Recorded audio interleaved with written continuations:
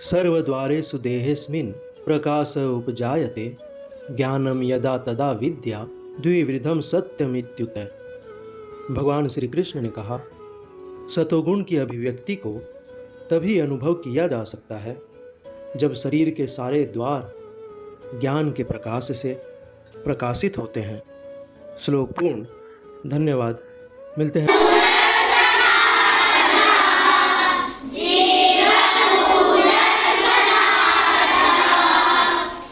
बहुत सुंदर। जो देखिए कोष्टक में स लिखा है ना, आधा सा, इसको कैसे बोलना है? भूतस और फिर आगे का सनातन। तो भूतस सनातनः,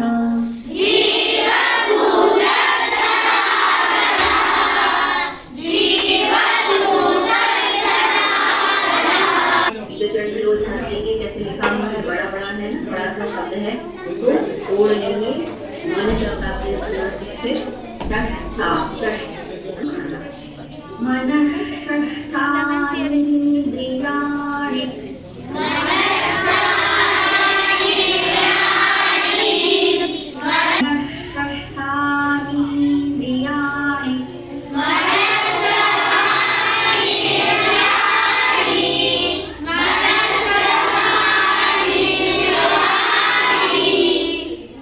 प्रकृतिस्थानि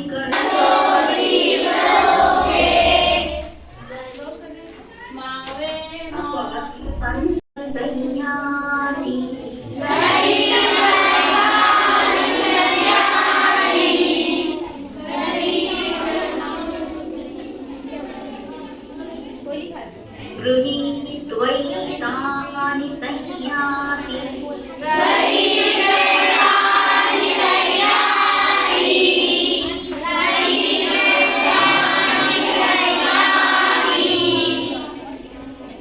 वायुर्गन्धानि वाशयात्।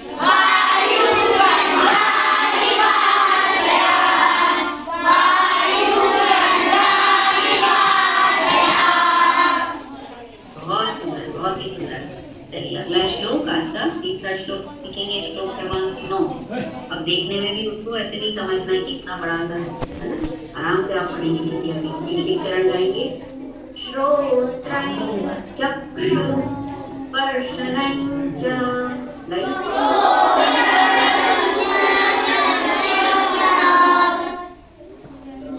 कैसे शब्द है? श्रोत्र है और चक्षु भी आपको पता है, स्पर्श शब्द भी पता है ना। श्रोत्रं चक्षुस्पर्शनं च।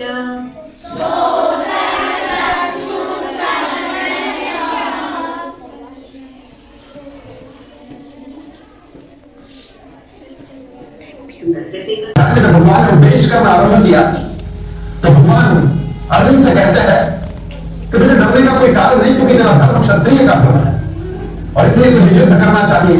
स्वधर्म विचावेक्ष नविकम पितुमर्हसि धर्म्याद्धियुद्धाश्रयो यत् क्षत्रियस्य न विद्यते। तो क्षत्रिय है इसलिए डरने का कोई काम नहीं, तुझे युद्ध करना चाहिए क्योंकि ये तेरा धर्म है। अब यहां पर जो धर्म की व्याख्या है वो समझना बड़ा आवश्यक है। हम लोग कहते हैं ना कि मेरा ये पितृ धर्म है कि मैं अपने बच्चे के लिए इस प्रकार का काम करूं, मेरा ये राष्ट्र धर्म है कि मैं अपने देश के लिए इस प्रकार का काम करूं, मेरा ये विद्यार्थी धर्म है, मेरा ये शिक्षक धर्म है। तो ये धर्म, इस शब्द का अर्थ होता है कर्तव्य। मैं अपने कर्तव्यों के पथ पर चलूं, धर्म यानी कर्तव्य।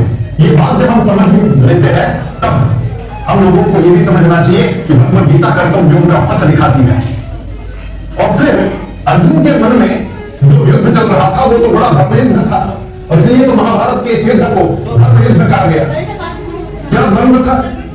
अर्जुन के मन में बंध ये था कि एक तरफ है मेरा परिवार धर्म, मेरे सारे परिवारजन सामने खड़े हैं, मैं उनकी हत्या कैसे करूं, और दूसरी तरफ था मेरा क्षात्र धर्म, मैं क्षत्रिय हूं, मैं राजा हूं, और ऐसे पापी दुर्योधन और दुशासन को दंड देना, देह दंड देना ये मेरा कर्तव्य बनता है, क्योंकि ऐसे अताताई को देह दंड देना ये तो राजा का काम है। और फिर युद्ध हुआ परिवार धर्म में और छात्र धर्म में।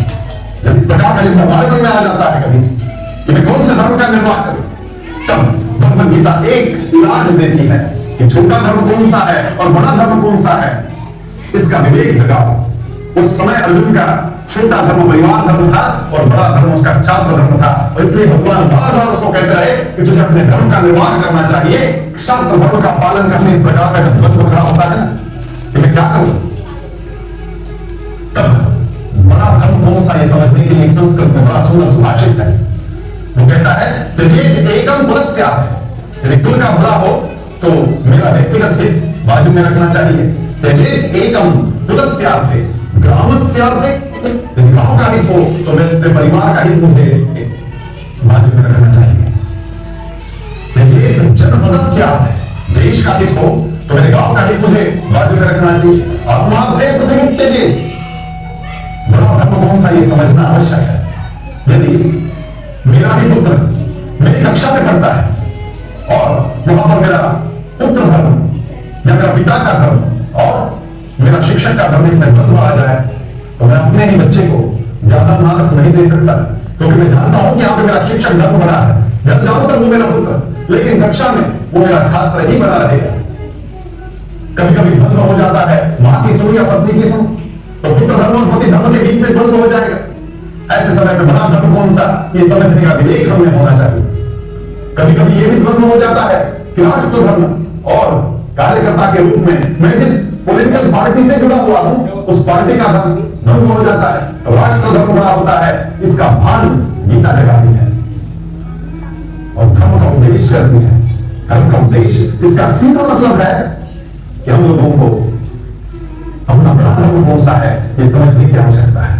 और जब हम अपने बड़े धर्म की राह पर चलते हैं तो अपने आप जो है हमारे मन में आता है, फिर डरने का कोई काम नहीं रहता, क्योंकि हम अंदर से प्रामाणिक